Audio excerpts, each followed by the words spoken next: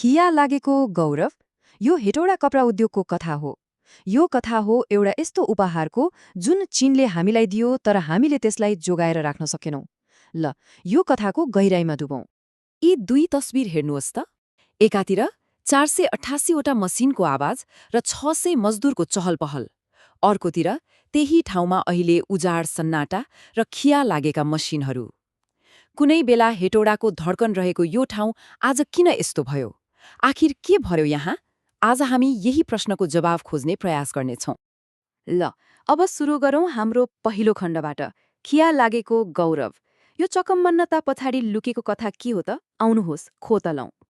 सोच्नुस् त, कुनै बेला जुन उद्योग देशको सम्भावनाको प्रतीक थियो, आज त्यही ठाउँ एउटा खण्डहर बनेको छ।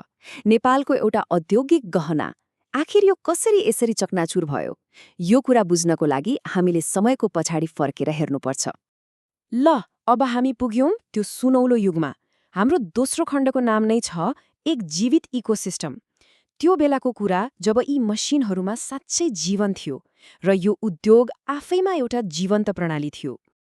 हेर्नुहोस्, यो फ्याक्ट्री भनेको खालि एउटा बिल्डिङ मात्रै थिएन। यो त एउटा ठूलो क्षेत्रीय अर्थतन्त्रको भनौँ न मुटु नै थियो। एउटा केन्द्रीय गियर थियो जसले अरू सबै कुरालाई घुमाउँथ्यो। यो कुनै साधारण उद्योग थिएन।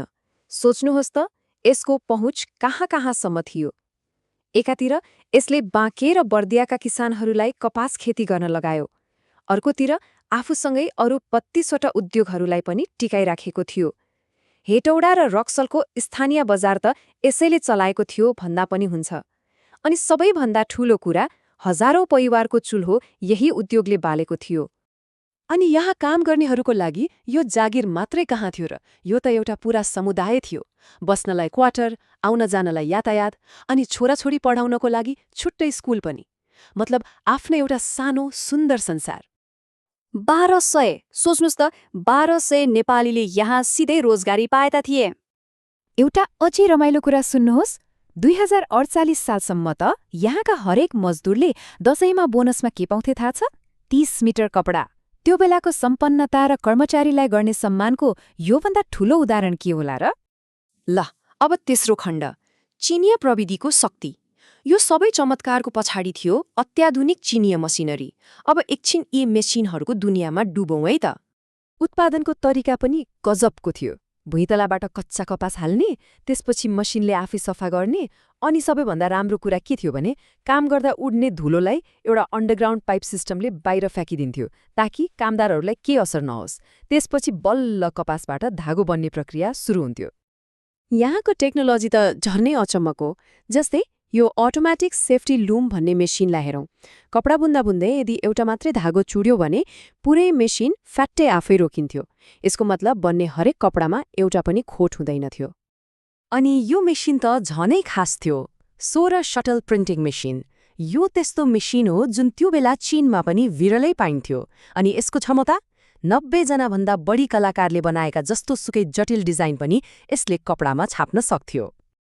अनि विज्ञहरू आज पनि के भन्छन् भने यी सेमी अटोमेटिक मेसिनका गियरहरू यति बलिया छन् नि, यिनीहरू त अझै 200 वर्ष चल्न सक्छन्।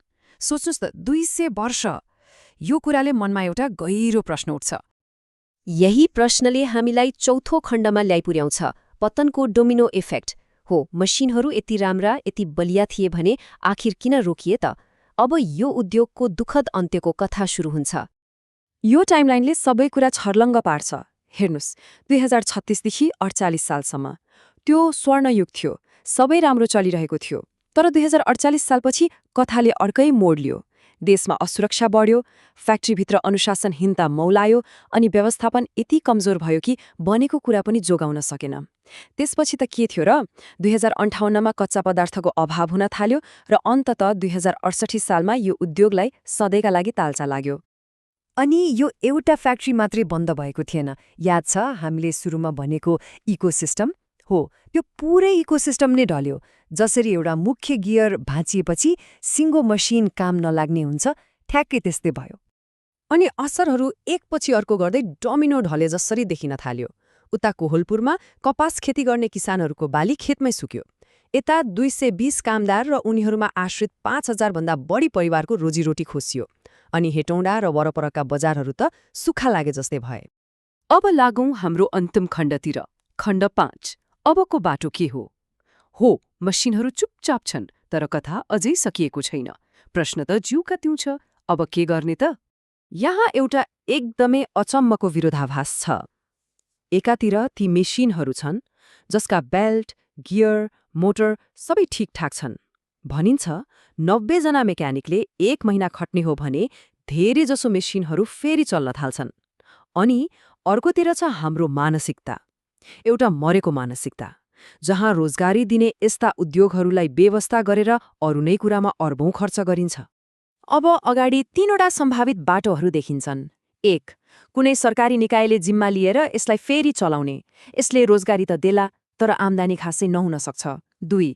यो ठूलो स्पेसलाई कुनै मल्टिनेशनल कम्पनीलाई वेयरहाउसको रूपमा भाडामा लगाइदिने। यसले सरकारलाई स्थिर आम्दानी दिन्छ। अनि तेस्रो विकल्प, जुन साना साना मेसिनहरू अझै चल्ने अवस्थामा छन्, ती मेसिनहरू घरेलु उद्योग सुरु गर्न चाहने परिवारलाई बाँडिदिने। तर यो कथा हेटौडा कपडा उद्योगको मात्रै होइन, यो त हाम्रो समाजको एउटा गहिरो समस्याको ऐना हो। एउटा यस्तो सामन्ती मानसिकता जसले गर्दा हामी न नयाँ कुरा बनाउन सक्छौं, न त हामीसँग जे छ त्यसलाई नै जोगाएर राख्न सक्छौं। अनि यसले एउटा साँच्चै डरलाग्दो प्रश्न खडा गर्छ। के हेटौडाको यो दुःखद कथा देशका अरू राष्ट्रिय गौरवका उद्योगहरूको पनि नियति बन्ने हो त? किनभने यो केवल फलामको थुप्रो थिएन, यो त गहिरो इन्जिनियरिङ र एउटा सुनौलो भविष्यको उपहार थियो। त्यो फ्याक्ट्री आज पनि पर्खिरहेको छ। अब सोच्नुपर्ने हामीले हो, के हामी यसलाई खिया लागेरै सकिन दिने वा यही धागो समातेर हाम्रो औद्योगिक भविष्यको नयाँ ताना बुन्ने?